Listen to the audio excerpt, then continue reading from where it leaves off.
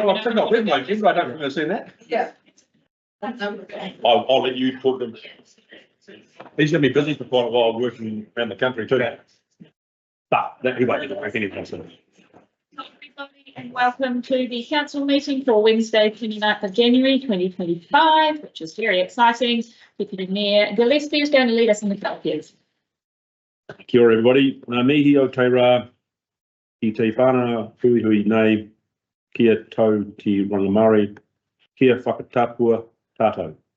Mina mea, e whakapono ana tātou, umi e, mai taiki e. Thank you. That's greetings of the day to the whānau gathered here. Let peace be with us and may we respect each other in what we believe in. Thank you. Apologies for today from Lindley Claridge. Note that, please. Wayne, we have no public forum. Oh, sorry, yes. I'm happy to move that Lindley's apology would be received. Thank you, Cheryl. Was happy to second that. All those in favour? Aye. Against? Carries. No public forum. Confirmation of the minutes on page 7, please, of your agenda. Marie would like to move those minutes. Thank you, Sarah, and seconded. Thank you, Ian. Any amendments needed? No? Of what? On the minutes? No. No, perfect. Oh, I'm sorry.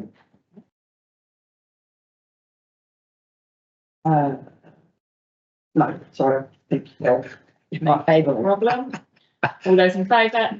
Aye. Against? Carried.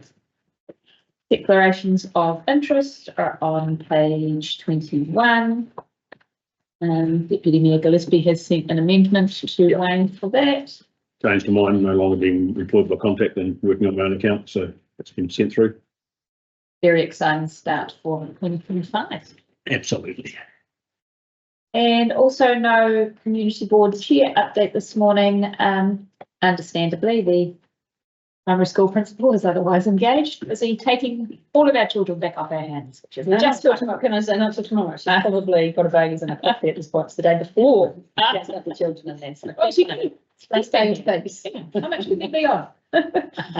No, perfect. So first up today, page 26, we move to Naseby Link Road hierarchy review. Welcome to Paul and Vicky.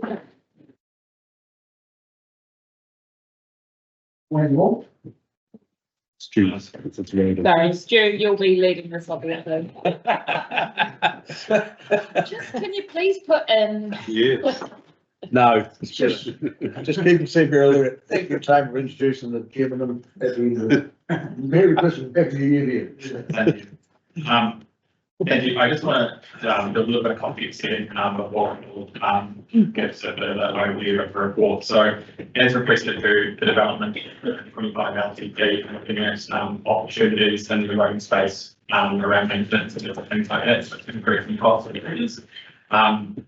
We are initiating the development of an unsealed road strategy to review maintenance practices and give opportunities for those competencies and again with those rising maintenance expenses and increasing challenges around sourcing good quality materials for remodeling and things like that. That's essential to reassess how we manage our unsealed road network. So over the next 15 months, that strategy is going to be developed and that's going to inform our 2027 LTP that follows out to NCTA. And that will consider which roads should continue to be maintained, including exploring potential opportunities for investment to feel safe landowner driveway situation. Additionally, roads with alternative routes that have little to no impact on property or farm access would also be explored a potential exclusion from maintenance or reduced maintenance. And then how and when we road would also be considered, so increasing friction. That's why I highlight the report in front of you as a good example of what to approach strategy we would consider. Okay, so to the report. So the report recommends reclassifying Naseby Link Road to unmaintained due to the availability of alternative routes and the significant costs associated with maintaining or operating the road. Naseby Link Road has incurred significant maintenance costs over time, totaling $77,000. with 28K that's specifically spent on culvert and flood related repairs.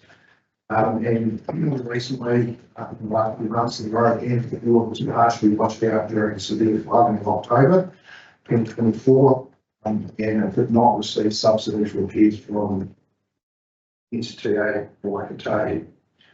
Low cost temporary repairs were carried out at the time, make it passable. However, the floor still remains vulnerable to future weather events. And not necessarily significant in seeing high rainfall if it's still a better road. Currently, we've got a $1 million deficit in the roading emergency works reserve account, and we need to allocate resources quite carefully across the district to try and minimise the continuing deficit.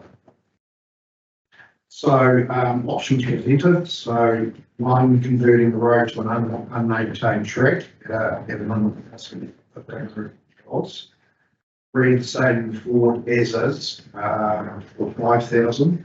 It should be noted that Regional Council impacts around consent to do that, not that GM not overly supportive of what concrete floors. And they were efficient guides, so that we can explore that yet, but it's not likely to be an option, or would be an issue, sorry. And finally, option 3, upgrading the crossing at a cost of 50 to 60K. We won't be able to fund that from current operating budgets. And if this option is chosen, the roading emergency works account would need to be further drawn onto to fund this work and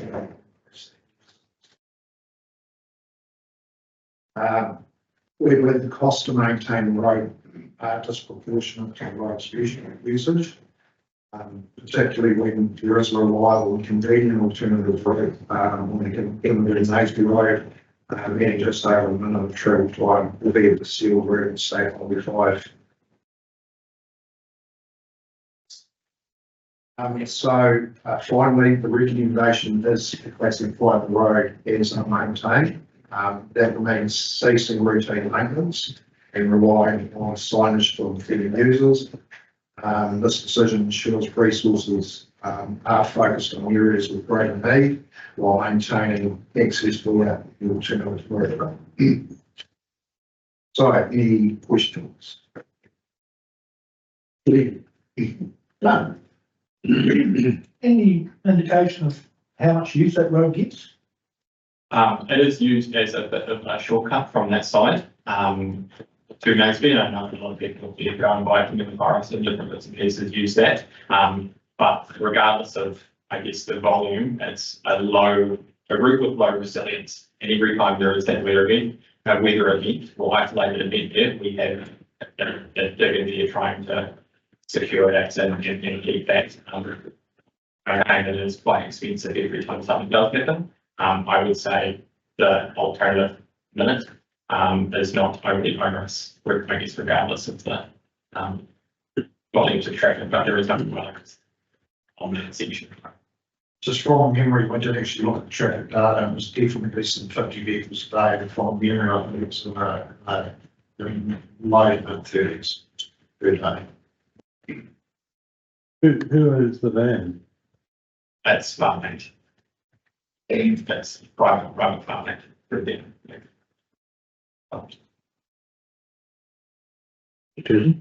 Yeah, just we've obviously you've identified that there's going to be some changes coming down the track with a I guess a review.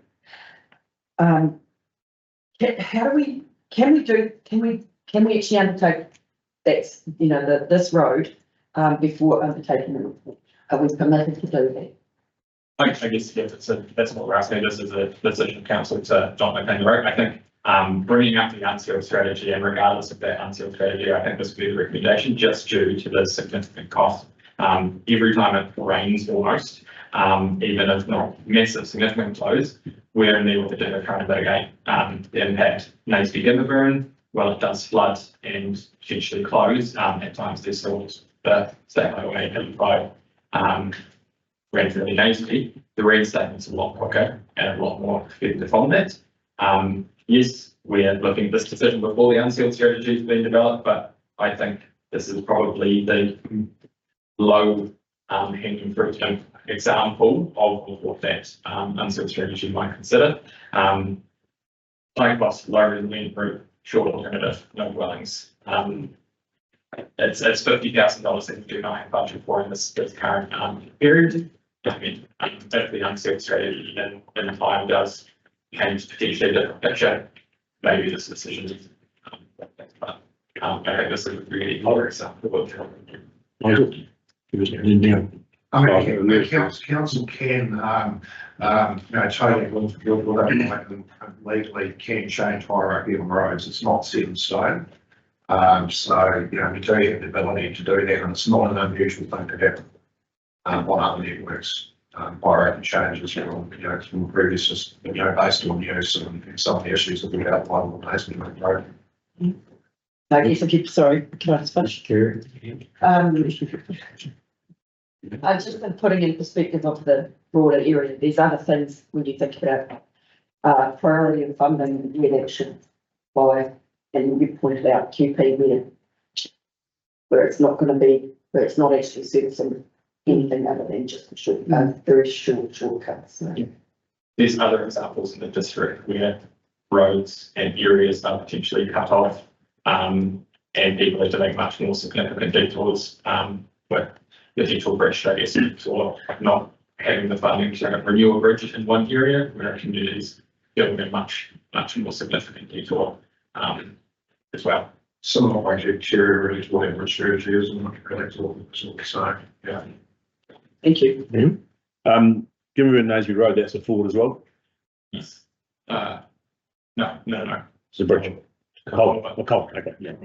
Right. So 600 meters away, there's a forward and there's a culvert. Yeah. Sorry, it's no brain. How do we waste their money?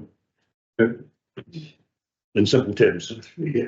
It's support the recommendation and with the provider further comment from other councillors, I'm happy to move that. Well, I'll just have a comment on it. As long as the community board has been saying that maintenance of culverts and bridges and gravel build-ups around culverts, and this was the way it was 35 years ago, for a washover reason, and why Fish and Game had to be involved, because the water's gone through those culverts the last 65 years, and Department of Conservation, anyone else, that's the way it was. And somewhere in before I started, so in the 80s and 90s, it got built up, and if you look at the first image, the water goes around the other end of the bridge. So when it got built up at 2 feet above the concrete, which used to once in every so many years to be reported, the water went over there and the status quo happened. That was the way the road was. And Robert has been banging on for a long time, but they built the road up and the water's got nowhere to go. So it has to wash away the road. Hence why the concrete was there, because it's the same. There's a wee bit more into this, and a lot of our roads we had were alluvial gravels coming off the mountains. And then not till we usually have a flood, we start seeing people cleaning out culverts. So some of it's maintenance. I agree there's a really good culvert the next road down. Those 30 people that are probably on those road trips, the majority of them will be bikers and tourism operators coming to and from the rail trail or going to and from Central Otago. Admittedly, some go to Ramsey out to State Highway. It is a corner where there's a lot of roads, I get that. But the underlying factor here is for a long time, our community board has been telling councils, engineers and staff that this will fail every time because of the nature house beat. So it is, I guess the gravel is the issue. The road, which the water there, it's 50, 100 metres down the road, a culvert there will take that water away. So there's a wee bit of all of it. I do get that it's not leave it the way it is, it's fine, people are happy with that. But if there's a request, and there possibly will be, for it to be graded, what happens then? The private enterprise, or it just does not get done. It's unmaintained road. There's the alternative a minute down the road. My suggestion and encouragement would be to use that road if that road. So it's at the moment it's passable and people are choosing to still drive that route, but then will become a point where it is not passable. And I would be encouraging all those users to drive. They drove it and it was a minute and 8 seconds difference to get to the other end of it. And even just grading, I don't know, the grading is the lower cost piece of this puzzle in terms of the road. It's actually the forward. That's the issue. And that's impossible. And yeah, but it hasn't been impassable for 50 years. It has- The Ford original state, I guess I'm saying. But we have maintained it after it needs and fixed it after it needs. In the last less than 10 years, there's been tens and tens of thousands of dollars spent reinstating it after the event. To the same way it was when it washed out the time before. Well, I guess what I'm saying, and Robert has a very classic example, that when it was the way it was fine, it was an easy option to maintain it with water flood, as all of our rivers and alluvial gravel, that is always the issue. I guess the precedent in our corner is a lot of these crossings, and a lot of these in the Minnetonka. And I guess the ratepayers are feeling that they're at risk of losing a whole lot of road and infrastructure to suit a budget, when really our job in a lot of cases is to increase budgets to maintain bridges and roads.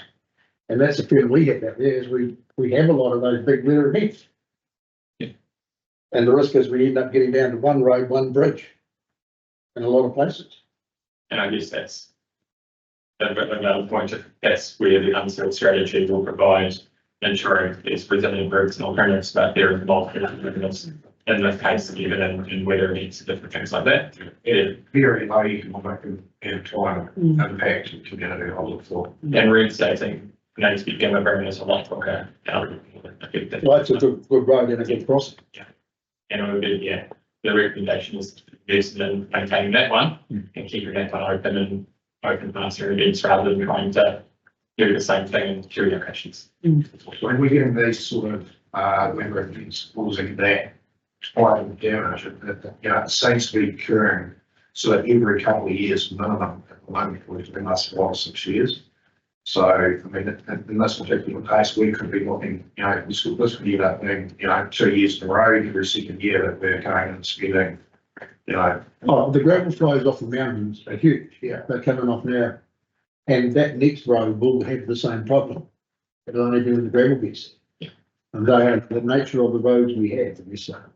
Didn't want enough of that. I mean, I'm happy to put forward the motion, because to me it is low hanging fruit, and if it comes unmaintained, people just use another minute on a sealed road and get going on that gravel road. And I don't think it's setting a precedent. You're looking at other roads through the district. It's on a case by case basis, and they'll be justified or not on its merits. So I think it's it's a reasonably sensible, it's just a sensible, common sense thing to be doing. Because you've got not unlimited, but partly unlimited risk exposure from future events has just been outlined. So I'm happy to put forward the motion. And second that. I will. Neil, all in favour? Aye. Thank you very much. CapEx. There's only bridge. So I'll take we'll take the CapEx with Philip as read and taking questions at the end, but just a lot of overview and a bit of an update as well. So this is an ongoing project, and obviously things are happening on a weekly basis at the moment. So just a quick summary, the bridge decking that being designed is currently underway, but that's progressing pretty well. We should see the delivery of that in the next few days. And just for assurance that it is confirmed that the design will be the full class 1 heavy, so not actually in B, but class 1, which is either 44 to 26 ton truck and trailer unit, depending on its configuration. Scoping and design for the alternative route, which is a pretty key part of this project, is also progressing pretty well. We're now looking at 2 options, these being Tucker Hill Road, and also more recently in the last fortnight at Lena and Dye, and that will be tying into Graveyard Gully Road and River Street. So both those options include the installation of a temporary class 1 motor bridge, which will give full heavy access, full access to any users on the well-better split of the river. Hydrology assessment, peak flows, high flows, etc. As revealed, there will still be a resilience risk in heavy rain on the Tucker Hill alignment. So that's not just a large rain event, but any heavy rain pushes that stream pretty high. There's some quite, low-lying areas. Even if we built them up, there could still be a risk there, so the linger and die option will eliminate all that risk. And obviously significantly reduce the detour travel time and the impact in the community. And yeah, we've got some really, reasonably good, roading networks to tie into it either in on Brago Gully Road and River Street. So we'll take that. Our original timeline was to have the bridge completed by the end of the current financial year, but with the complexity of the alternative road, procurement and materials sourcing, the risk of constructing, pushing into the winter is pretty high. And it also had both safety and productivity risks of the project, including consent as well. So we can't work between the end of May and the 1st of November around fish and game and while we're going to consent whatever the IC to do that type of work. So once we've got the design and methodology finalised, we'll be able to firm up our timeline, and obviously that will fully inform our problems being to the wider community, and that we presented back in the future CapEx report once we have some of those details finalised. As part of our bridge posting exercise, Little Valley Bridge is one of the bridges that is getting a posting put on it. It's unfortunately it's a 29-tonne weight restriction until we can get the alternative route in place and bridge works finished. We've consulted with the impacted council teams around the sewage plant, waste, etc., and the farming community in Little Valley. And currently we're working through some options to minimise the impact on farming operations until we can get the alternative route in place. The reason for that being obviously going to be more truck movements because it won't be able to get a fully laden truck and trailer in over that bridge at 29 tonnes, so we're just getting through those sections. So that's pretty much where we're at with that project at the moment. So not quite planned timeline. Once we received funding at the end of August last year, we're well on track and good plan in place to make sure that we've done it well. And reduce the impact on the community as much as we possibly can, considering there is no alternative route currently. So any questions? Why is fish and game such a sticking point for the alternative route? Just working, obviously, depending on the cross population that we need to work in the way. If we have a little way or doing works in the way, we can't do that under our bubble. Or silt mitigation? Just the actual getting working in the way.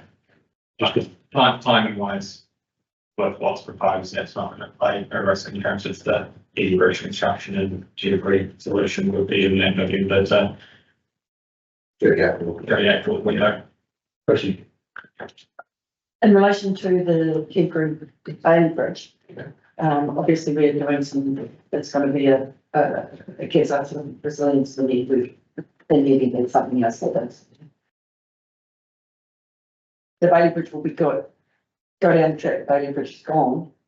What's going to be the option for going through that and then get the bridge, the main bridge out in the future? Is that something that we will, that the community will be able to access without too much of an issue? Or is that Bailey Bridge can be, once that's gone, is that going to be a gap in that? That'll be pretty much back to what currently is, depending on the option. Obviously, if the Tucker Hill Road ends up being the option, and at this stage, doing some rough estimates, are probably looking at about the same quantum cost-wise, because there are a lot of things we need to do to that Tucker Hill Road and a lot of complications as well. There would be some increased resilience there if that was upgraded, and obviously the fuel crossing was upgraded, even if the bridge was out. However, if Linger and Die get something through the option, and definitely from a risk perspective, it ticks all the boxes compared to Tucker Hill. No, it wouldn't be pretty much status quo. Tucker Hill Road would be in the state that it is, and now fuel will be in the state it's in, and Bailey Bridge will be removed. So they're pretty much the way it's in at the moment. So keep one bridge and out. I guess they're only going to be a design. Yeah. But there would still be,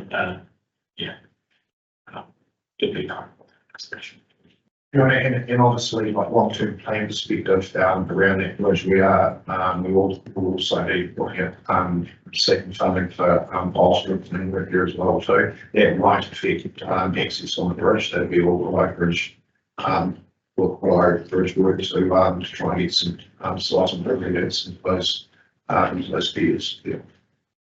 Yeah, firstly, Tom. Probably have thought of this, but Linda and I, an option, we're gonna need to talk to Linds. It's not just a normal riverbed situation. And that'll involve contact as well as the operators. So just, yeah.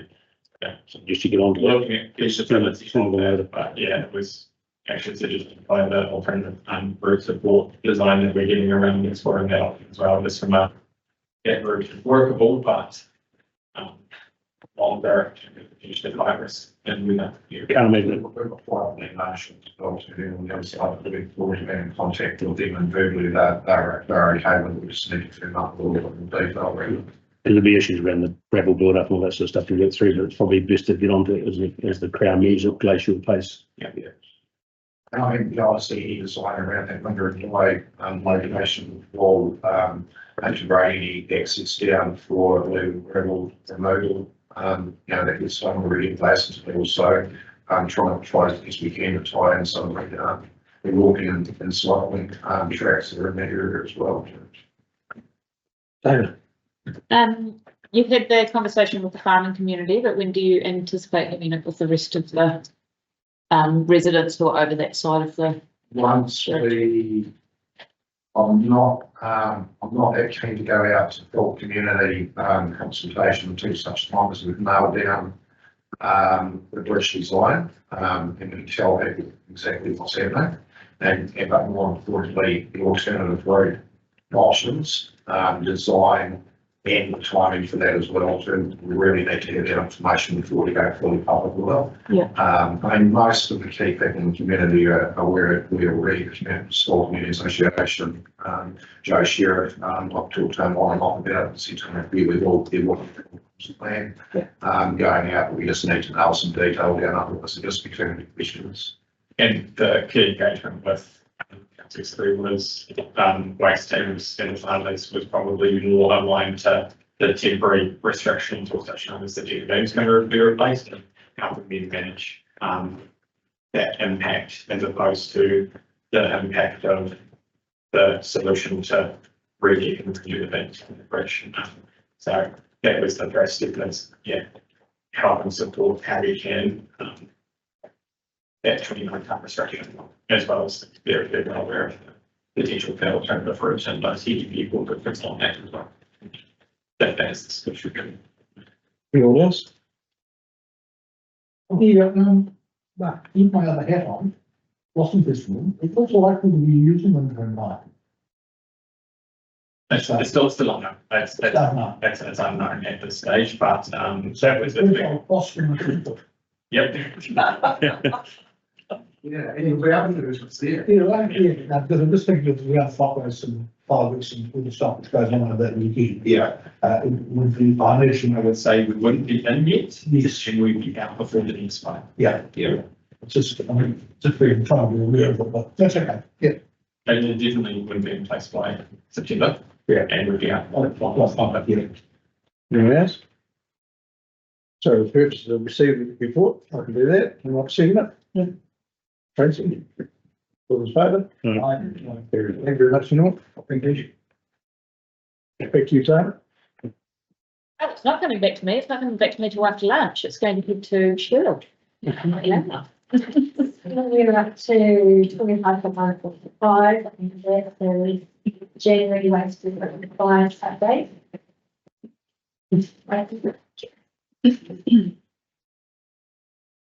Dora, I think this report is read. Like the previous one, this is another short report. The highlights in the report are: for NASB, the Regional Council has granted us an extension to comply with the abatement notice until November 2025.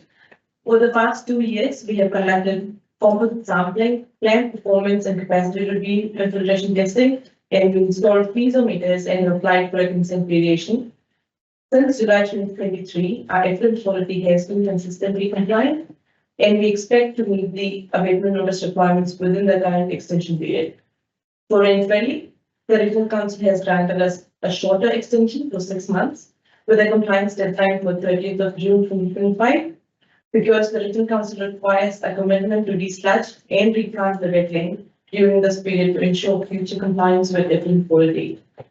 Similar to Naseby, we did composite sampling, plant performance and capacity review, a wetland assessment and a pond sludge survey. All this work indicated that wetland could be contributing to the non-compliant effluent. In summary, while we have made significant progress in Naseby, Rain Valley site still requires action to address the non-compliance with just desludging. Thank you. Questions? Any questions? I see. Just one in Naseby in the page 40. In which I'm not just page 40 of the rules, but page 40 about it says the implementation of Lutra software. And so there's a delay. Have you got a time frame for when that software will be put in for working? We're expecting end of February 2025 next month. So that date is actually correct. It's not a thing. Okay. Any other questions? As far as general compliance soon, are we on the right side of the issue? I mean, I read that, to me, that doesn't sound that bad. So our things are going really quite well at the moment. Yeah. I mean, we keep getting the desludging done, and obviously, you know, what's happened there is we had very high rates increase for us last year. We did everything we could to reduce that. We delayed, but we pushed that was $500 million to do the desludging, so we took that out of our operating budgets. That has had consequences of delaying some of the work. And we are looking at options rather than focusing that's available to be solved that was raised with sites that are no longer used because of our application of some of our supplies. So we're hopeful that we can bring a report to you to the next meeting regarding that unbudgeted income with the recommendation that we allocate that to the operation cost of the selection so that we can progressively selection implement on it. So really, we're doing pretty well. We've got the fact that most of the from Alexandra going within the compliance level. We're really confident about Roxburgh. I mean, we need to get through a winter just to see if the things we've done actually have dropped those over the cold months. But we're feeling really positive. So it's really without having to spend millions and millions of dollars on upgrading. As that, what I would say is there are new national standards coming.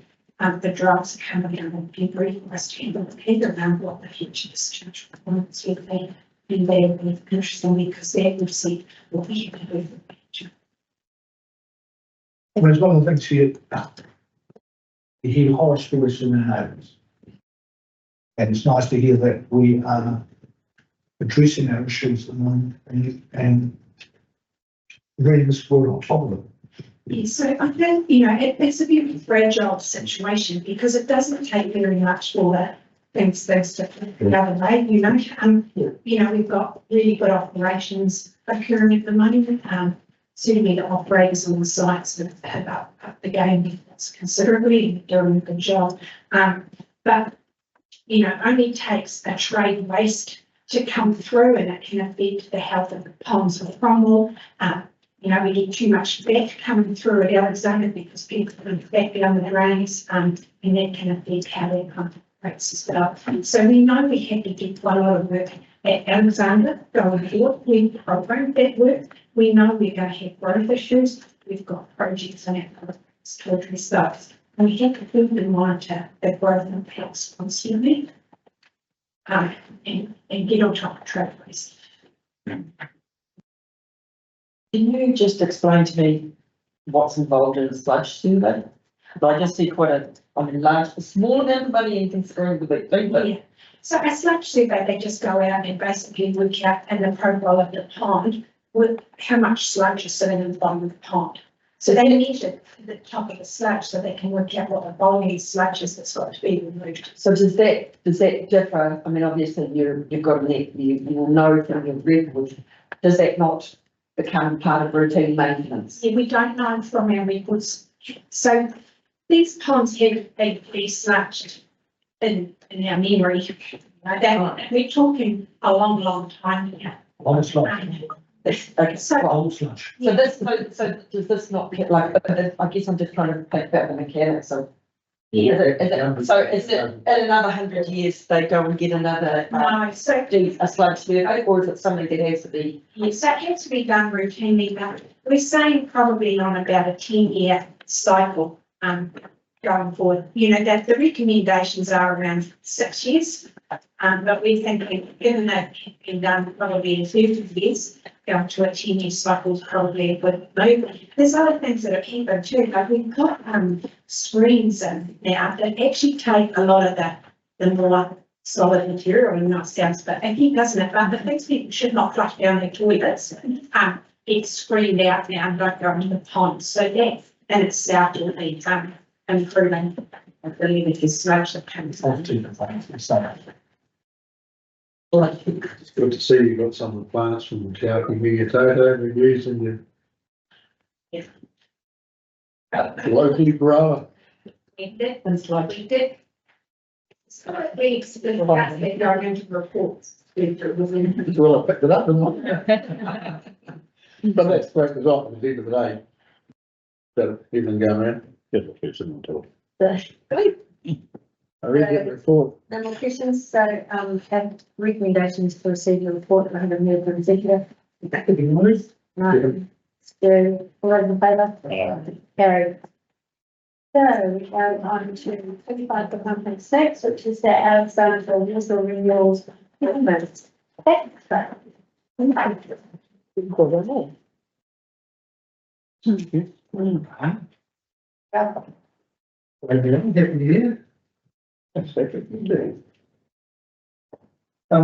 take the report as being read, but obviously you will understand that there's two key sites there, obviously Bridge Hill and Enterprise Street. Research and design, and we are ready to procure the work. So that's essentially what this report is about, is procuring work and for the next stage of this project. And if I can probably add to that, under our procurement policy, the process will be that we would come to you after we've done the tenders and ask for your approval to award the contracts. But we understand from previous conversations that you actually have an interest in the tender evaluation process that we go through. So we're bringing them to you before we go through the tender process so that, we know that you're comfortable with the approach. Rather than after.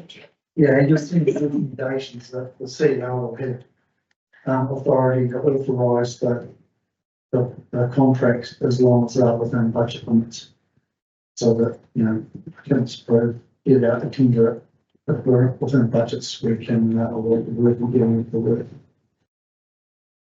There's any questions? Who's Northland Street? Brentford. Thank you. were you looking on the map? I'm going to say that, no, because you're disappointed in that question. Yes, yeah, just what we're dealing with. Really refunded, Enterprise Street, more than it sort of reads to me like that's all out, so of course it's not. Yeah, let's acknowledge the Northland Street's an important site, it does need to be dealt with. Yeah. And it is on the radar, it will be dealt with, but not under this, contract. Thank you. I have a couple of questions, and one might be, not sure which is the table, but you guys are probably better answer. The 40% price weighting, is that uniform across all of council 40%, or does council have different ratings for different procurements? As well as been approved by you guys under the policy. Well, is a general question. As a general, that would probably be the highest weighting, go for price. Otherwise, you go for the lowest price and form or another method.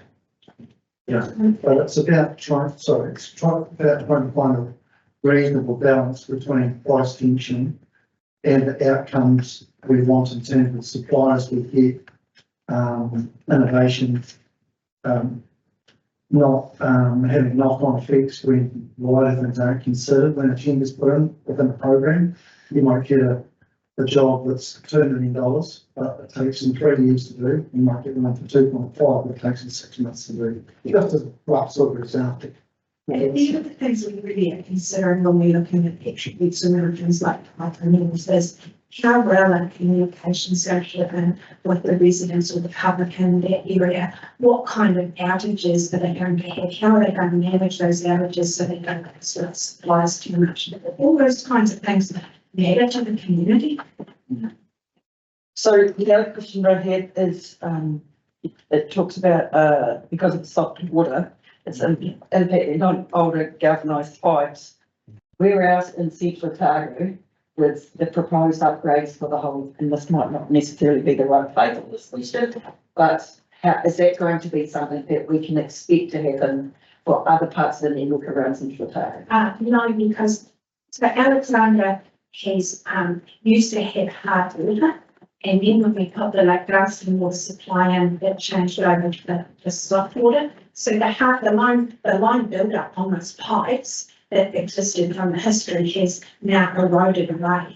And so we don't have that kind of hardness on any of our other supplies. So we won't have the problem to an extent in other locations. Unless you change the source. Yeah. It's the properties of the source water that are the key thing. Yeah, and I guess the next paragraph talks about health issues if taps are not run in the morning. So if people don't run their taps in the morning, does that pose a health risk? Yeah, so we do regular Facebook posts and that reminding people they should do it. So that's a national, and that is not something that's specific to Central Otago Council. And what that's basically saying is we can make our articulation networks as amazing as we can. But people still put water through their internal plumbing systems, and they need to manage that part of the supply process. So they should just run their tap for a few seconds, I think, in the morning, just to flush through that water that's been sitting in the internal plumbing overnight, particularly in older properties that have some older plumbing, but even some of the different plumbing fittings can have different impacts on the newer properties. Just that, I just had a quick question on the timeline stuff. Is there an updated? Yes, we've provided you with updated timelines, I think. That has come through? What I'll say, because On these ones, yeah. those procurement plans were drafted by the project managers and reviewed and signed off by me. However, it was always the case that these procurement plans would actually be fully officially approved by council. So they were done at different times and proposed timeline. So what you've got is a timeline here that we're looking at, like you'll see that later on the Cromwell report, we intend to put the Cromwell, as long as you give us approval, put the Cromwell project out very quickly. Alexandria water mains will stagger that a couple of weeks or market, put that out. And then with the protozoal areas, we just need to do a few final things for the procurement there, getting the principles requirements really clear. So that'll probably be a little bit later, maybe late February, early to mid-March. So those are indicative timelines, just to let you know. We don't want everything going out on the same day because that's not good for the supply market when we do that. And we also both resource the evaluation processes. Yeah, they're always balancing off against neighbouring districts, particularly one large one, which is starting to gear up and put tenders out. So I'm also trying to get in front of that large wave as well. And I guess, sorry, sure. Following on from Tracy's question, we've identified these ones. Are there other sections waiting in the wings that are really old cast iron pipes that are going to need upgrading as well? Yeah, so we have matched them around Alexandra, and we've also kept records of any notifications that get members of the public, whether it's comments, or we kind of keep an eye on social media too, if people have put things on social media and we know that. So there are others that we get, we will put into the next program, but I don't seem to be having the level of issue that they haven't been frustrated. You know, we're not so many frustrations necessarily in the state at the moment, but it's there to replace it now. I assume that recommendation D is in line with the delegations that are in place.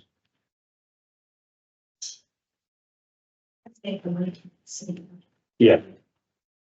Well, yes, you say today, normally we would bring it back to you, but we're coming to you before normally we would come to you after we tendered it, with the report saying we've tendered his recommendation. But what we're doing is we're coming to you before we tender, so that you can have sign up on the process. And what we're saying is, provided we follow the process that you have approved, and it's within budget, the CEO can be delegated authority to. Yeah, the only reason I'm raising this saying is that if it's contradicting what's in our delegations register, then you kind of bypassing with that recommendation. Potentially, that's all I'm worried about, making sure we're not doing that, because if we're doing that, we should. No delegation, field policy, I'm very sure says if council signed it off, we have authorised it. So as long as we're meeting, we're given estimates of what we think the price will be, or general cost will be. The budget is there, so as long as we don't exceed the budget, then you've given the approval for the CEO to sign the contract. I think what Liam is asking is what does say. Yeah. Liam says it's over $1 million. Yeah, and I don't think we should be bypassing the procurement by putting it here, if that's the case, because what's the point of having it? That's my question, saying, well, you know, we've got it here, but we're going to bypass it here. Let's be consistent. Well, my opinion is we went through the policy and If we are, but we wouldn't normally come to you at this point. We would normally come to you after this. And what we see was, we know you have an interest in how we procure these things, so we'll come to you at the front end rather than write two reports, providing you're following the process that you've approved. And it's within the budget, then you would at this point say it's okay for the CEO to approve this. But under normal conditions, we'll come to you later on because it's over $1 million and you would say, CEO. Well, we need to fix the process then, because there's no point having somebody who's going to bypass it by doing this. Doesn't make sense to me to have that policy of over $1 million comes to the council. So we should change something. I think there was, if I may, a genuine interest over a key infrastructure project to bring the procurement plan, put that in front of council so you can approve that. Yeah. And because that's not a requirement presently, what the requirement is for us is to go get the contract, then come back for the approval. So this is a step. It could be that complete step, because if you authorise this and you authorise this in the format it is now, then you've given me the authority to agree to a contract that's within budget and meets and falls in line with what you've approved. So in a way you are, otherwise we'd have to remove that, because technically what we're seeking is your approval for us to go through this process as outlined here. If it all conforms, we'll enter into a contract and get this job done. And I guess that's where Neil's saying it's all fine, we're happy to approve this procurement process, but then when it comes to signing the contract or authorising you to sign the contract, that we would want to see that. Well, that's what our policy currently says, but we're going to bypass it by doing it this way. And I'm going saying, well, one or the other, please. Yeah, that's right. So Fix the policy. We can take that to look, but what you are is you are authorising me in this. So it's not, in a way, it's taking the step out, but I can't sign the contract without your authority. Here we're seeking it at this stage, but if you want us to bring something back, then we can bring something back. So I don't want to hold things up for what you're trying to achieve here, because I get the logic of it all. Just says to me that you're actually using it to bypass what you said over here, and that's not good governance. And you are right, Julie, we did want to see this. Yeah. And this is exactly what we were after, so that's great. feeling that the tension that I've sometimes, if someone's ahead about the pricing value or percentage. We've taken that on. Pull that, and let's come back and say, this is the methodology we use, and are you happy with it, yes or no, and we are pull it. Yeah, that's. Can I ask, just following on from Neil. Does our, I mean, obviously it doesn't say it at the moment, but can we not have both options in our procurement policy to do it? Accepting that. Yeah, saying at the absolutely. moment, but It's your can we policy. actually- Absolutely. Can we have both? Yes. I think it's very cheap. Yeah. Oh, yeah, procurement, it's timely, it's coming up in this agenda. That was a good point. Yeah. I'm not sure it's going to do what you wanted to do though, was what I quickly, my quick reading it said, is my concern. To get the logic of saying the procurement policy should give the option to do it either way. And then it's okay, in my view. You know, great to know the process. Also nice to know the end result of the process as well, I think. I think what we do is we want to run efficient procurement processes whereby we're going through a procurement, it meets all the requirements, we get a water contract and then a capital works construction. You know, these are all the things that start to putting that capabilities to it. And so it's how can we be efficient with our staff time, that we can get the contractors on the job, staff. So coming back will result in another delay. And so we looked at this and thought, is that really necessary? Given we haven't input at this point, if we follow the process, and there was something came out of that tender process that threw out people, we absolutely was sorry. And these don't disappear from sight, and so we'll be doing 2 monthly reports around this council table for each of these projects. So again, I status updates, which obviously do have budget as a big, and budget management is a big component to that.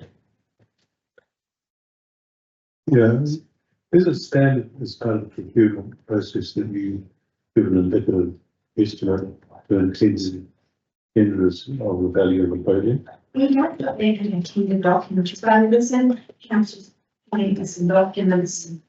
The vision, even there's public available for action, but it's not something we don't put in a tender document, so that's what we estimate the cost.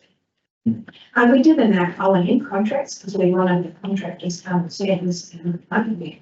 So that you come back and something like that, we can have both. It had been contracting for 20 odd years, it's dangerous going to target a price that you see in a council document somewhere. You can, it's not necessarily going to advantage or disadvantage anyone. You don't, yes, you don't think that. That's my opinion. Yeah, thank you. Well, it certainly gives you guys a good steer of where we, I can see. that's where your knowledge. It was just a nagging. Yeah, I can confirm that those changes to procurement policy will address the issue. May benefit. Should have been first. This year, was 217. Yeah. So is there a way that we won't conflict? Let's come back to this. No, I don't think it's worth doing. At the end of the day, I don't think the procurement's wrong. The options are now provided, whereas previously they weren't. And that's the key thing. So you're comfortable now? I mean, if you could add a clause, subject to the confirmation of the new procurement policy. That might be the best and it might be the safe thing to do. Yeah. That works to that effect. Yeah, just to cover backsides. That being separate from D? No, part of D. Part of That D. was subject to the adoption of the procurement policy, because if it's done and adopted, then it goes back to the normal process. You'll write something up for us. Oh, yeah, just writing it now, yeah. Thank you. I think just adding on to the end In the approved budget. and subject to Yeah. the revised procurement. Yeah. Being adopted. Yeah. And I'm sure the one wasn't it? Isn't this part of it? Shall I read that out? Yeah. So it'll just be authorised as the chief executive officer to award the work to the preferred contractor following the procurement process, provided that the tendered documents are within the approved budget and subject to the revised procurement policy being adopted. You should refer to the item number, I think. Okay, I'll put that into it. Okay, 25. those no other questions? Yep. Okay, so can I have, bearing in mind the recommendations are A to D, the revised D. Do I have a mover and a seconder? No. Okay. Tracy and Sally, all those in favour? Against? Carried. Thank you. So we move on to 25.1.7, which is the common user experience plan and field upgrade. Right, thank you. Okay, well, once again, I'll take the report as read, but essentially that, this program of projects was sort of a wee way through it, finished the rising main, the dedicated rising main. Now we're at either end of the work, which is the water treatment plant, and the ball field upgrade. There's two key elements, is growth aspect that we consider quite deeply. And of course, the drinking water quality assurance laws that we need to meet by that December this year. So yeah, there's quite a bit of information in the report, so I'll just take it as read, I won't go into too much detail, but if you've got any questions, everything, Julie. So just, in addition to making, obviously currently that water supply category inventory, which is also don't comply with the standards regarding roadside areas. We keep being asked by the drinking water regulator how we propose to manage the risk of that non-compliance until these projects are completed. We've looked through the legislation. We've also looked at these, considered these supplies, and nothing's changed in the risk profile. While they're not compliant, they're not necessarily not unsafe. There's a difference between safety necessary and so at this stage, we are legally obliged to make our communities aware that we have a non-compliance. That non-compliance has been there for the history of these water supplies, nothing's changed. And so we will, what we're not proposing to put permanent oil water notices on them because there's been no change in this profile, there's been no change in the way that's coming out of that, because we actually believe that keeping oil water notices as a tool of elevated risk is important. In fact, we just put mandatory oil water notices in where nothing has changed. People are not going to take them on notice or something that is an elevation risk. Got any questions? Or a comment and a question, just to say, I appreciate the information that was given on projected population growth you've got on page 69, which I think really illustrates the growth that has occurred and is projected to occur, and that you're using the high growth scenario, not the medium growth. So just an appreciation of that information is given. Sorry, as far back as when we designed the pipeline, we looked at that, where we had the suggested medium growth scenario to size the pipeline. We thought that at this time it's probably good to take a more conservative approach and go for high growth, so that we don't get caught out as soon as we might. So it's one place to just Actual numbers, flesh it out. I just looking at it, it's great, but what it's telling me is going to have, if I read it right, 30 years time, there's going to be 20,000 people that are on a population living in and moving through or using Cromwell per day. That how I interpret that? That's right, minimum population. I mean, Yeah.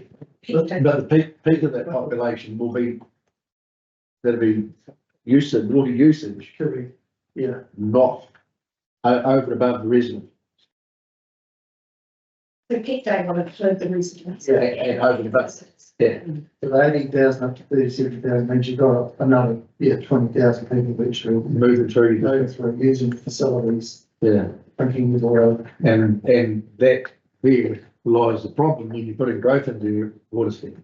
It's actually, because those 20,000 people are moving through and not paying for it. Exactly. Eventually. Or some form of making retail or whatever they do. Yeah, fairly, And that sort of thing. So normal populations, what the census tells us, and then people populations, who the people that live somewhere else, but come people with holidays. and that's a bit like that, maybe the better down from the bigger down. That's just what I'm going to mention. Like, we're all the same way. Essentially, it's only a plan that it is, it's place people up to visit. So you're going to get those high numbers and they certainly won't back off. And it's the same consideration you take for places like Naseby, Alexander, Clyde, that sort of thing. Does the projections cover, Bannockburn and Rippenvale and Peter, does it cover the views of Fulton Hogan subdivision? Yes. As well? We so with the area growth projections, we have census area units, which is what comes out, but we've also put a bit more effort and investment into getting our populations modelled at scheme level. So while Cromwell actually parts of Cromwell are in different census area units, it brings all of those areas together. So we have we've also modelled the spatial planning plus those changes that we're aware of, like the one, and so that our growth we're projecting, we're designing for all of that. So you'll see upcoming project, for example, Bannockburn will be deploying another reservoir on the Pisa, adjacent Pisa, there'll be another.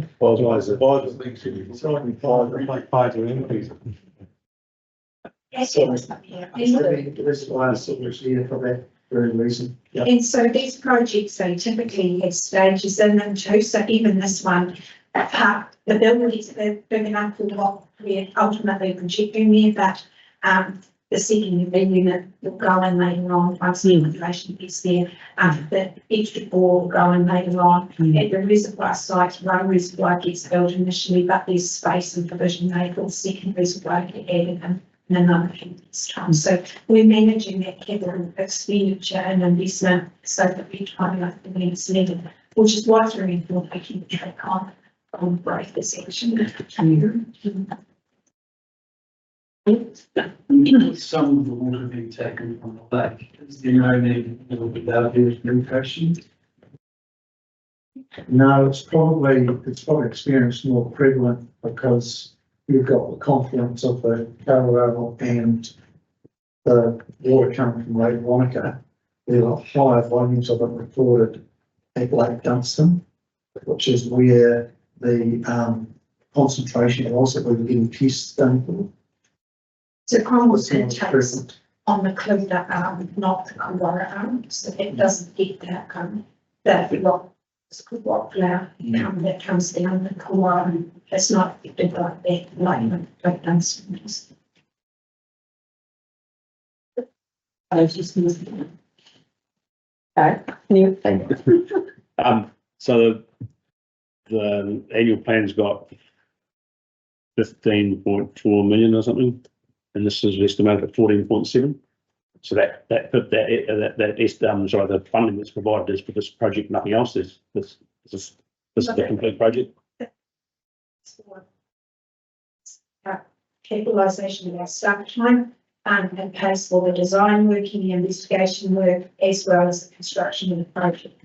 At this point, we are estimating that we'll be within the budget, which is a confident place to be. But we know with these projects that there can be things that come up during construction. But the 15.3 that's in the current annual plan, what's going to go to the LTP, that is for this project alone. Yeah. Well, my guess is 1.2 is that let's make sure we understand this is a $14.7 million, potentially $15.3 million project that we're going to approve today. And we just did the Alexander one at 2.7 million as well. So there's some big work being done. It's not cheap either. Which I can't help thinking if we're going forward into the new entities or however that looks, we've done all this work up front. Well, there's plenty of work to be done. Could be Osprey. Well, you could take two of the big water supplies of Alexandra, Clyde and Cromwell. That's a big chunk of work. And to be fair, some of those other organisations, councils, you know, that, No. that be investing in their compliance as well. Another line. And these, Not alone. these projects have been in the long-term plans for some time. So it's pretty good to start seeing them coming through. Yeah.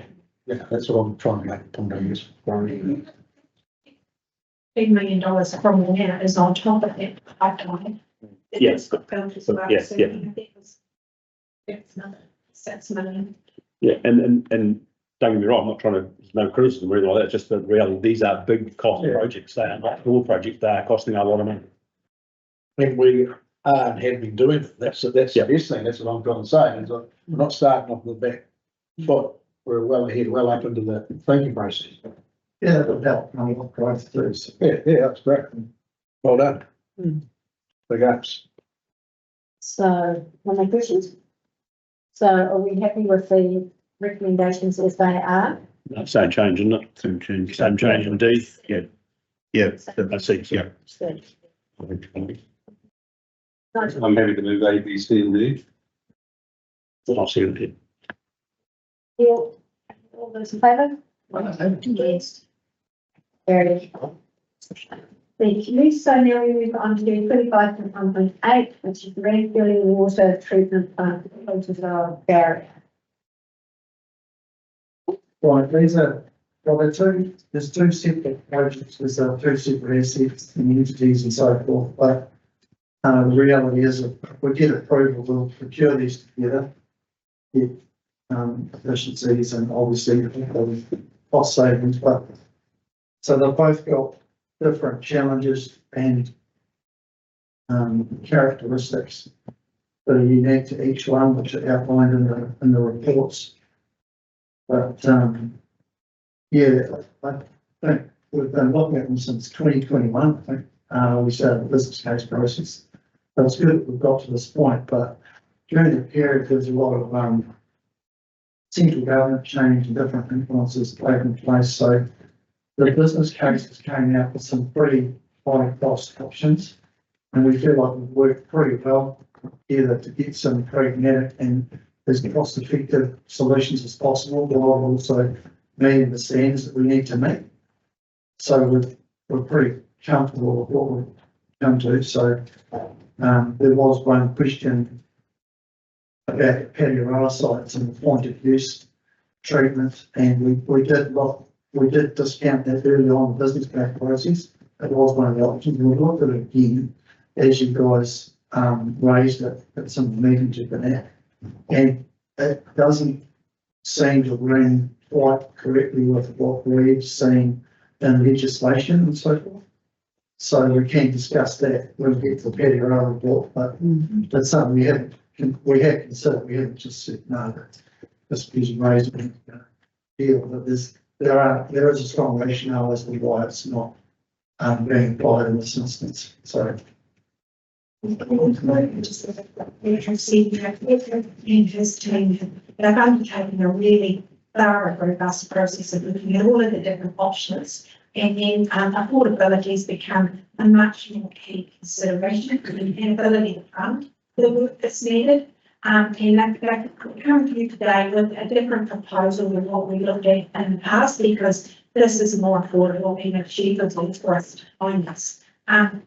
It doesn't work in trade-offs, so, you know, there may be occasions where we need to put water conservation measures in place. Whereas the previous very high cost ones were a bit more bulletproof around that stuff. But what I would say, if we've had a challenge if we need, everybody knows about NACE, and it was something that, you know, we didn't control over. But, you know, at Raintree, we've had the plants being inhibited several times over the weekend, where we've been running on reservoir supplies there as well.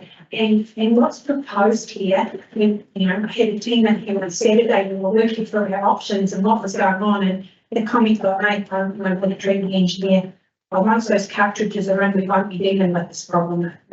So, you know, it was reassuring that the solution that we're proposing is actually dealing with the community problems that we're seeing in the Does it allow for growth? The growth in Hera and Raintree is a lot lower than we're seeing from all, but there is provision made for growth. And this is it's not likely around the treatment, it's actually low. They've got lots of capacity. So if we're just dealing with the Ranfurly, any other questions? The, is anyone able to, the recommendations A to E with that same change Yep. made to E Yep. as well? So do I have a move as a second? I'll move it. And so, Yeah. all those in favour? Right. Okay, okay, so now we just go down to the Hariara, and this is any other questions, if you want to put that on specific part of that. No, I guess, you know, we are aware that, that elected members have been given some information and presentations which might highlight and use. I think when we make those kinds of statements and then we get into the specifics, sometimes things don't actually line up like the way, they might have been presented. So that issue we have at Hariara is, it's not a bore, it's not treated, it's, got a water source that's affected by turbidity, and that turbidity is the challenge. So even if we use point of use on the houses, the water that we supply to the houses wouldn't be able to go through that point of use treatment. So we would have to do a pre-treatment with cartridge water to deal with those high turbidity. So it doesn't apply to cartridges as simply as I think what situations. Any questions? And I think that was the helpful thing to note, was that this option has been fully explored because it does work in other areas of our district where people have a on-house treatment system, but the vast majority of those will be getting their water from. I think the other thing that concerns us around the point of use is that the legislation as it's drafted, and I did check the main legislation is being considered, and it doesn't change this, is that if we're providing the water to the house, we still the drinking water supplier, and we will legally be responsible for monitoring and maintaining those endpoint devices. And so if you've got 100 of them and you're trying to coordinate property entry on a regular basis, it's actually going to be operationally quite challenging. And that's the challenge where often from further up the chain, we are getting mixed messages from the same government departments. Not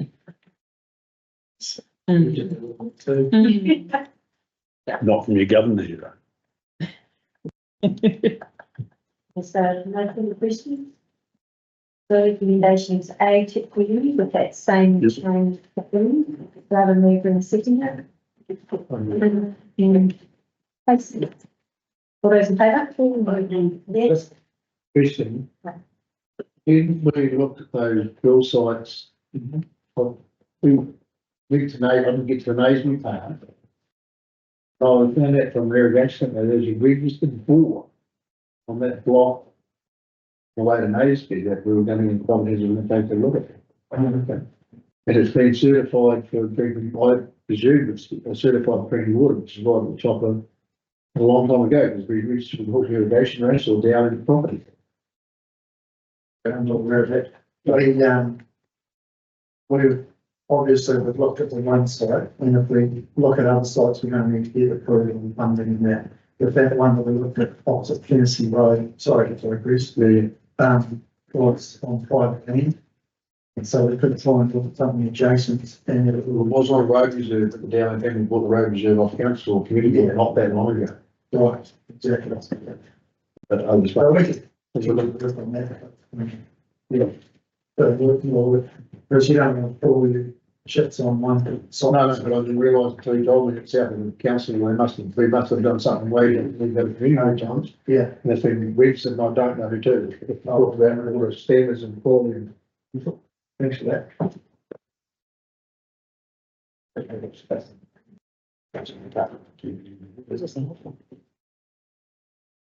Wonderful. You happy with that one? Everything you need? Yep.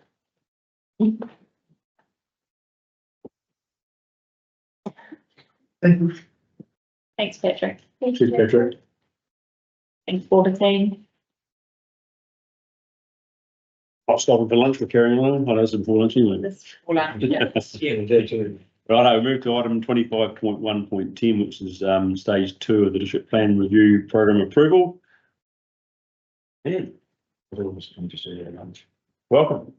Hope you're feeling good. I hope you're feeling good. We can fix that.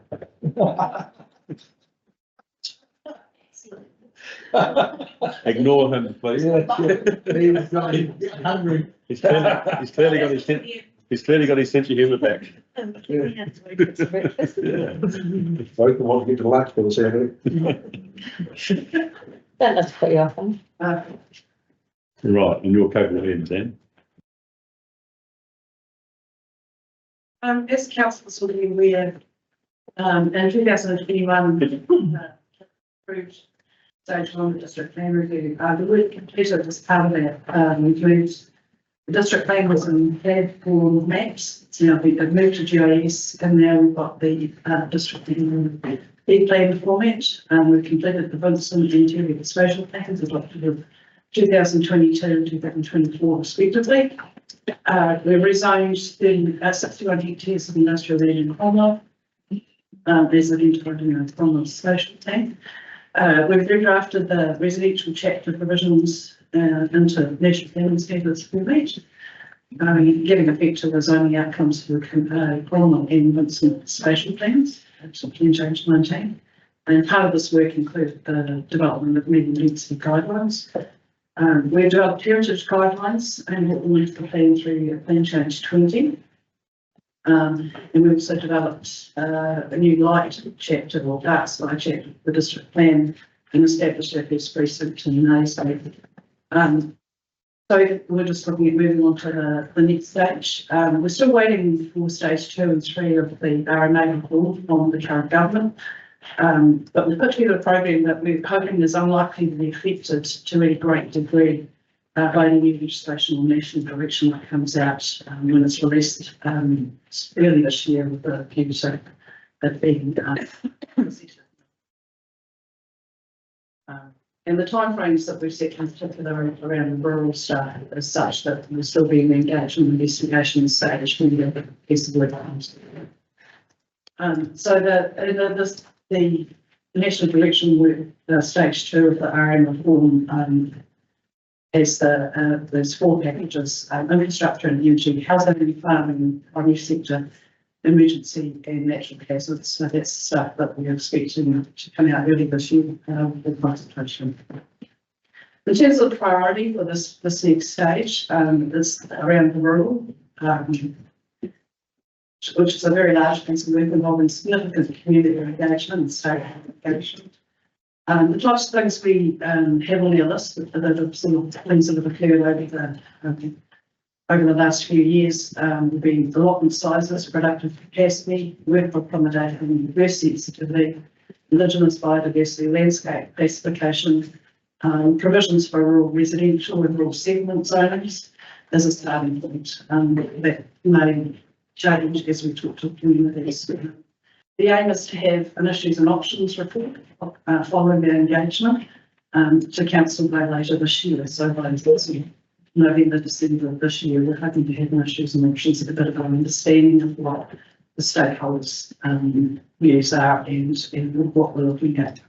We're also proposing to work in the Mount Family section with Waikaha and Te Ao Marama. And so we've been talking to them for a while about that, and that is likely to include mapping the sites of significance to Māori as well. There's a piece of work that can happen alongside the rural. The other piece of work that we'll be looking at doing is industrial and commercial chapter divisions. We rezoned Cromwell, was just a rezoning exercise, but it's a bit of a look at the other provisions, whether or not they're still appropriate given that some time ago. We haven't had any particular flags that there are some major issues, which is why it's dropped down the priority a little bit, but it does need to look at moving forward to make sure that we've got a set format to And part of that will be, there's some commercial business zoning that was identified in the incident on the spatial plans, we'll be rezoning as part of that process. Heritage provisions is the other one. So we introduced heritage guidelines, and they've been put into the existing chapter. The chapters are not too bad, but they do need a bit of a review. The list hasn't been looked at for a really long time, so heritage items and trees will be looked at, and we'll be calling for any new items to go on this list. And designations is another one that we've had, it's ongoing, we've been working on that. So it's just working our way through the existing designations, and the designating authorities have given us feedback, so we've just continued working through that process. And I guess the last one would be Jimmy Valley Spatial Plan implementation of the zoning, the residential zoning that's coming through there. So do you have any queries or? It looks like it needs to be assistant sheet. Nigel. And just a quick one, fact, like will be heard, the change of plan 18 for industrial land in Cromwell. I've been busy saying to myself it was 52 hectares. 61. Definitely 61. Yeah, because there was a bit of, it wasn't only council land, there's 51 of council land, but there's more private land as well. And was there any resolution or at one stage after seeking a buffer zone with the Yes. shape? What's the status of that? That's part of it, so there's a setback required, so the indicative roading network is what transportation planners came up with. So they'll use that buffer zone As a road, as a road. rather than a setback on the individual lot. Thank you. Stu. Rural reviewed. How do you engage stakeholders, and how do stakeholders work? Because,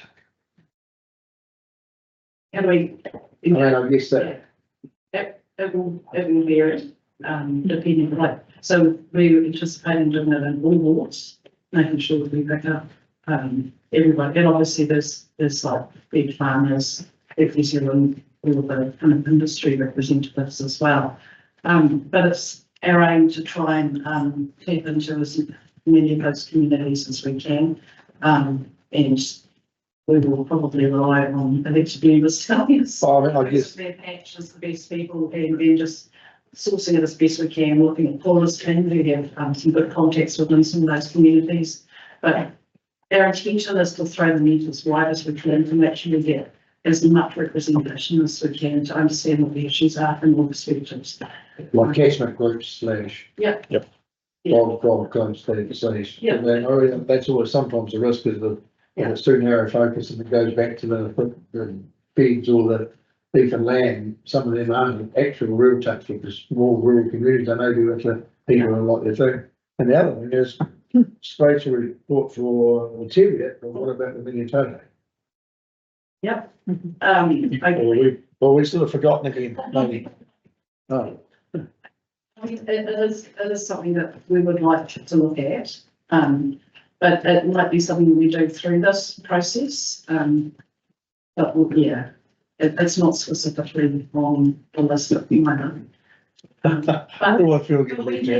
Sorry. I hope it opens open when I go home. You've got a fair rule expense out of there, Stu. We're anticipating, for example, looking at it when we're talking to communities around Ranfurly and some of those smaller, because we're going to be looking at the rural settlements, so that's some of the Turihua, places like that.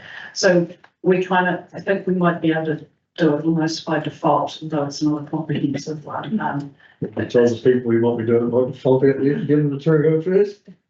No, just not just Turihua, I'm just Yeah. an example, but we, I mean, anticipating that we would have conversations with some of those smaller communities.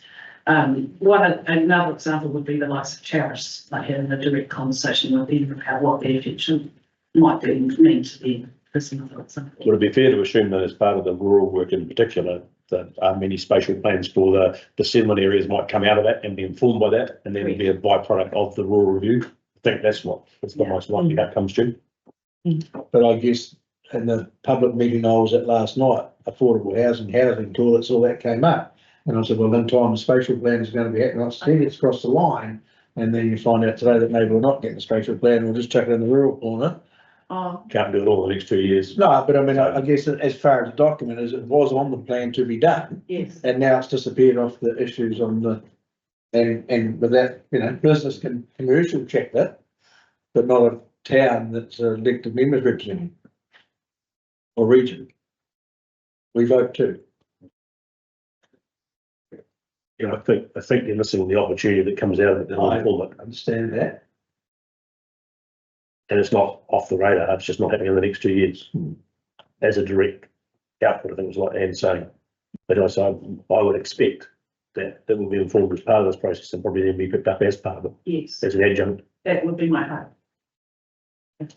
As to understanding what those rural communities. Well, there's lots of rural communities in those regions on top of many. Yeah. Past. Yeah, yeah, that's right. So understanding that would hopefully flesh out, Okay. yeah. Any other questions? Yeah. Tracy?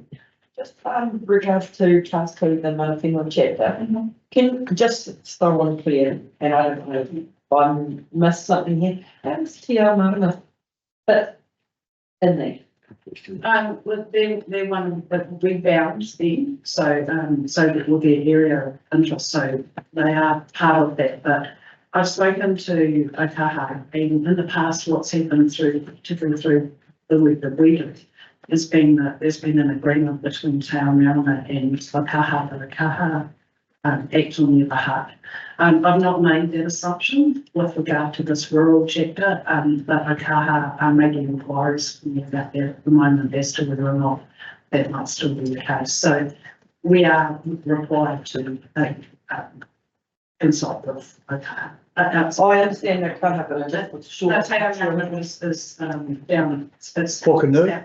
Whakanui. Kia runaka o Whakanui is mana whenua for the southern district, and they definitely touch our area, so that's where Te Ao Marama comes into that. And, yeah, and so in the past, Okaha have acted on their behalf with the agreement, but in this, we don't know where that's going to sit yet. Te Ao Marama are much more resourced than they used to be, so we're still not sure whether we'll be doing the both of them, or whether they're still comfortable with Whakanui being formed through it. So that's our answer.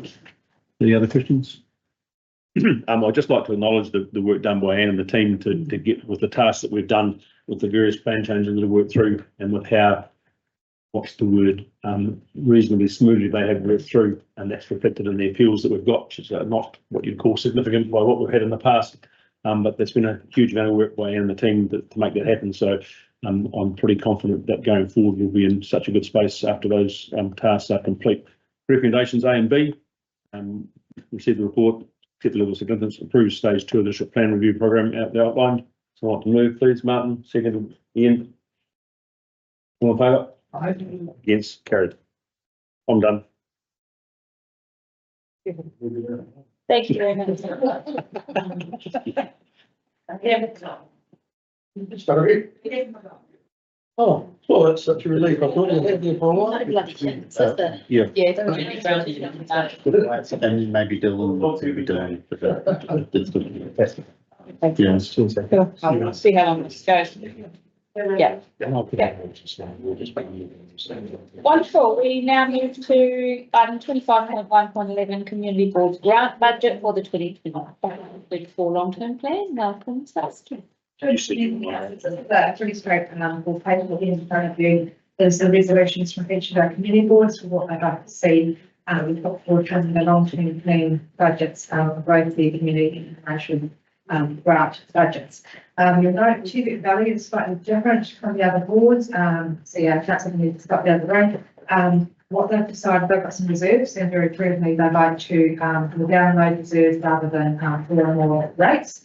And you'll note the recommendations we have in front of you are slightly different from what the board resolved. When I read them, and it wasn't the intention of any of the boards, it says the amount for the year for 25-26. The board's definitely intended those amounts to be run through for 9 years of the plan, not just to begin for 25-26. So the way I've worded that is to reflect the intent of the board is that we enter those for the 9 years, which get inflated through the very well. So I'm happy to take any questions. I was a part of this. So we're saying that in the long-term 23-34 budget of 6,700 million. Yeah. Does the process not allow us to grant fund more if applications come in, or are we set for the long-term plan? Like if we have another grant increase application, and you have got enough money in your budgets. So there's two ways to deal with that. Your budget is your budget, but if the board has general reserves, what you could agree as a board is to use some of those general reserves, because the use of general reserves does impact on the whole of council, our debt, etc. That would be by way of recommendation to council. So you'll note actually for the Tebet Valley, we have written that and we have allowed that in the budgets that every time they make a grant application out of reserves, they're not having to come to council to ask for that. But general, if something is from community board reserves now, just so council has oversight, it's by way of application. But an instance of the budget was the budget. Boards can review that. Again, we're not too far away from the next LTP. 2027 we'll review all the. yeah, so I guess the argument was unless we have a policy, unless we have a project to apply for grants budget increase, we can't. Correct. Well, I'd like to change it, each fund sitting there for investment in infrastructure, we want to do, but you can't. So we're really hamstrung by our budget now unless we have, and then we're going to have the long-term plan to increase it. Yes, and again, if there is something that is really good for the community, that's going to help economic development, Listening. that can be by way of discussion with this table has the ultimate authority on the budgets, and how we use reserves, cover it with skeleton, whatever, that's not true, but.